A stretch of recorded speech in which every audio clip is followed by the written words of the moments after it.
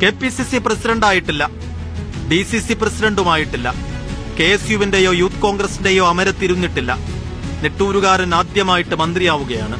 അതാകട്ടെ മുഖ്യമന്ത്രിയും. കാത്തിരിപ്പിന്റെ നിരാശയും പരിഹാസങ്ങളും സ്വിച്ചിട്ട പോലെ ആഘോഷങ്ങൾക്ക് വഴിമാറുന്നു. കൊടുങ്കാറ്റിനെ അതിജീവിച്ചാണ് കപ്പൽ കരയ്ക്കടുപ്പിച്ചത്. കടലിൽ കാണാത്ത കാറ്റാണ് കരയിൽ നേരിട്ടത്. കടലിൽ ഉലയാത്തവൻ കരയിലും ഉലഞ്ഞില്ല. പട നയിച്ചവൻ തന്നെ നാടു നയിക്കും. പേര് വടശ്ശേരി ദാമോദരൻ സതീശൻ. 10 കൊല്ലം കാത്തിരുന്ന് കിട്ടിയതല്ലേ, പാളിപ്പോകരുത്, പാതിവഴിയിൽ വീണുപോകരുത്. തിരിഞ്ഞും മറിഞ്ഞും കൂടിയാലോചനയുടെ അവസാന കണിക വെച്ചും ചികഞ്ഞു നോക്കിയതാണ് ഹൈക്കമാൻഡ്. 11 ദിവസം കാത്തിരുന്നൊടുക്കാം. നമ്പർ 10 ജൻപത്തിലെ ചിന്തകളെല്ലാം ഉടക്കി നിന്നത് ഒറ്റപ്പേരിൽ. 5 വർഷം മുമ്പ് 140 പേരുള്ള സഭയിലേക്ക് വെറും 21 പേരെയും കൊടുത്ത് പണിക്കയച്ചതാണ്. 5 വർഷം കഴിഞ്ഞ് ആഹ്ലാദ ചിത്തനായി സതീശൻ തിരിച്ചു വന്നു. 21 63 കണക്കുകൾ ആവേശത്തോടെ നിരത്തി.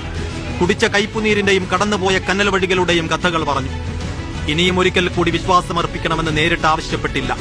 അർഹത ബോധ്യപ്പെട്ടെങ്കിൽ മാത്രം തനിക്കായൊരു വിളി വരുമെന്ന പ്രതീക്ഷയിൽ മടക്കം. അവഗണിക്കുമോ എന്ന ആധിയിൽ അപ്പോഴേക്കും ആൾക്കൂട്ടം തെരുവ് കീഴടക്കിയിരുന്നു. 5 കൊല്ലം കൊണ്ട് അയാളെ വിശ്വസിച്ചിറങ്ങിപ്പോന്ന അസംഖ്യം മനുഷ്യർ. ആ വൈകാരിക വേലിയേറ്റത്തെ കണ്ടില്ലെന്ന് നടിക്കാൻ ഹൈക്കമാൻഡിന് കഴിയുമായിരുന്നില്ല. 11ാം നാൾ പ്രഖ്യാപനം വന്നു. വിസ്മയങ്ങളുടെ തുടർച്ചയിൽ VD സതീശൻ കേരളത്തെ നയിക്കാൻ നിയോഗിക്കപ്പെടുന്നു. ഉമ്മൻചാണ്ടിക്ക് ശേഷം കേരളത്തിലെ കോൺഗ്രസ് മുഖ്യമന്ത്രി. തിങ്കളാഴ്ച കോൺഗ്രസുകാർക്ക് നല്ല ദിവസമാണ്. ജനമഹാസാഗരത്തിന്റെ നടുക്ക് സതീശൻ എഴുന്നേറ്റ് നിൽക്കും. നിയമം മൂലം സ്ഥാപിതമായ ഭാരതത്തിന്റെ ഭരണഘടനയോട് നിർവ്യാജമായ കൂറും സത്യസന്ധതയും പുലർത്തുമെന്ന് ആണയിടും. പിണറായിക്ക് പകരം സതീശനെ വിശ്വസിച്ച ജനക്കൂട്ടത്തിലേക്ക് നമ്പർ 1 സ്റ്റേറ്റ് കാറിൽ നിന്ന് അയാൾ ഇറങ്ങി വരും.